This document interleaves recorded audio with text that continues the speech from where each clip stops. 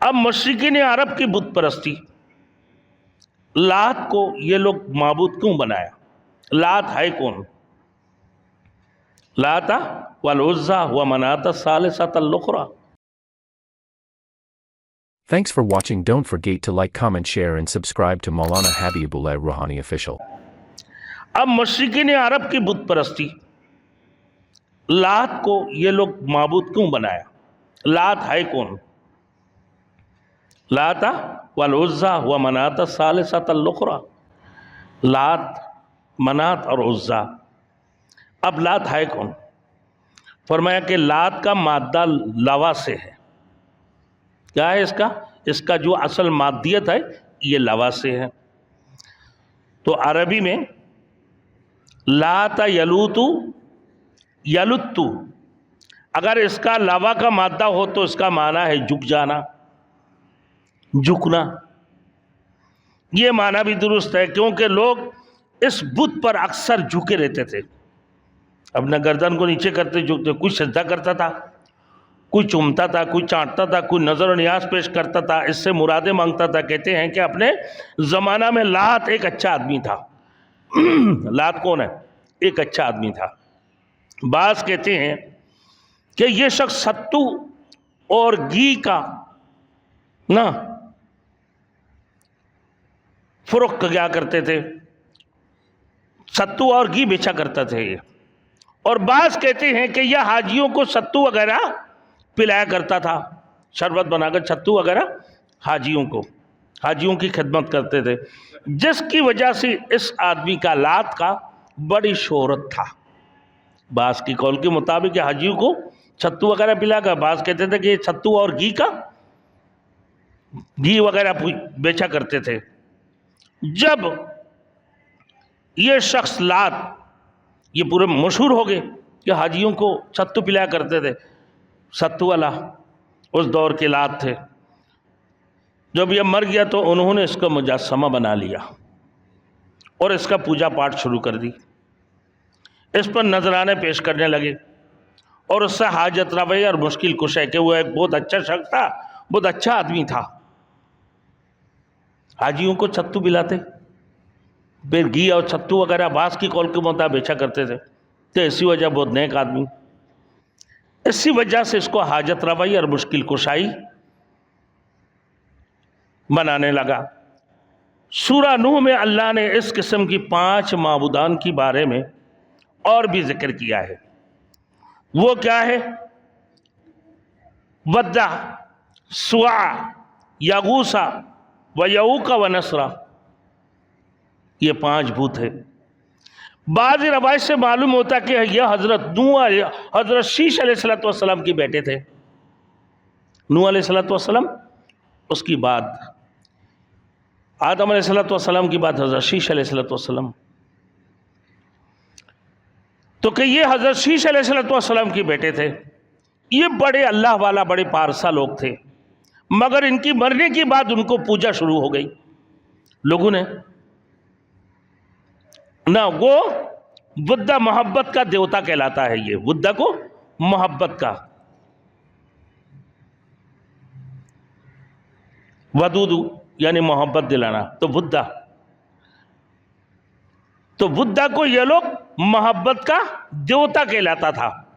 جیسے ہندوؤں کی یہاں برہما جی اور برہما جی اور برہما راج ہیں.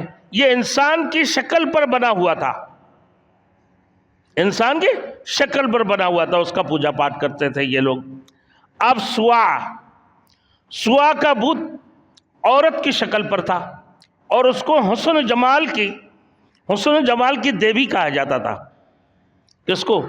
سوا کو حسن اور جمال کی دیوی کہا جائے. ہندوؤں کی یہاں اس قسم کی کیا ہے؟ درگا دیوی ہے نا بھائی ہندوؤں کی یہاں. تو ہندوؤں میں مال و دولت کے لیے لکشمی دیوی کی پوجا کی جاتی ہے، اور مصائب اور تکلیف کی صورت میں علام سے، یعنی کسی بھی قسم کی کوئی تکلیف جب ہوتے تھے تو اس کی حفاظت کے لیے کلکتہ کی ایک کالی دیوی کی نام سے، کالی دیوی کی طرف یہ رجوع کرتے تھے. کالی دیوی، اس کا پوجا کرتے تھے.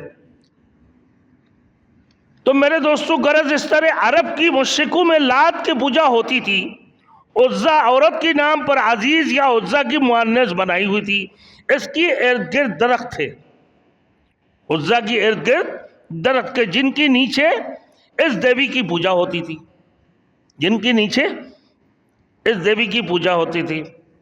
مشرکوں کا عقیدہ تھا کہ اس کی دہلیز میں قاروتان ذی لخیر و ذی شر الحوان دو بتلیں رکھی ہوئی ہے، ایک خیر کی یا دوسری شر کی، دو بتلیں رکھی ہوئے، ایک شر کی ہے اور ایک خیر کی ہے، ان دو بتلوں سے اپنا اپنا حصہ وصول کرتے تھے۔ اس مقصد کے لیے وہ لوگ تو وہاں پر نظر و نیاز پیش کرتے تھے۔ بعض خیر اور شر دونوں میں سے دونوں کو حصہ ملتا تھا۔ خیر اور شر کے اس قسم کا تصور یونانیوں میں بھی پایا جاتا ہے، گریک میں، یونانی جو ہے، مگر اللہ نے ان کی تردید فرمائی کہ تم لوگوں نے بدھا سوا و یعوق و یغوث و نسرا، جن کو تم لوگوں نے معبود بنا لی ہے، اللہ نے سورہ نوح کے اندر ان کی بھی رد فرما دی ہے۔ غزوہ احد میں جب مسلمانوں پر ابطاد پڑی یعنی شکست ہوئی تو ابو سفیان نے ہیبل کا نعرہ لگا دیا، اولو حبل، اولو حبل یعنی حبل کیجئے۔ اس نے حضور صلی اللہ علیہ وسلم کی جانثاروں کو آوازیں دی، کیا آج وہ کدھر گئے؟ پھر خود کہنے لگا کہ معلوم ہوتا کہ وہ سب ختم ہو گئی، سب ختم ہو گئی۔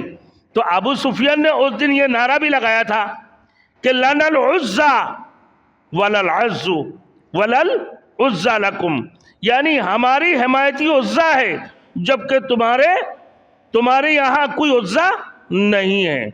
نعوذ باللہ، وہ اس کو تو معبود بنا ہے نا کہ ہمارے لیے عزا ہے، تمہارے لیے کوئی عزا نہیں ہے۔ اس پر حضور صلی اللہ علیہ وسلم نے صحابۃ الاجمعین کو حکم دیا کہ اس کی جواب میں تم لوگ کہو اللہ مولانا ولا مولا لکم، اللہ مولانا ولا مولا لکم، یعنی ہمارے کارساز اللہ تعالیٰ ہے مگر تمہارا کوئی آقا نہیں ہے۔ ہمارا معبود کون ہے بھائی؟ ہمارا کارساز اللہ تعالیٰ ہے اور تمہارا کوئی آقا نہیں ہے۔ تم شیطان کی پجاری ہو، تم جن کی پوجا کرتے ہو وہ شیطان ہے۔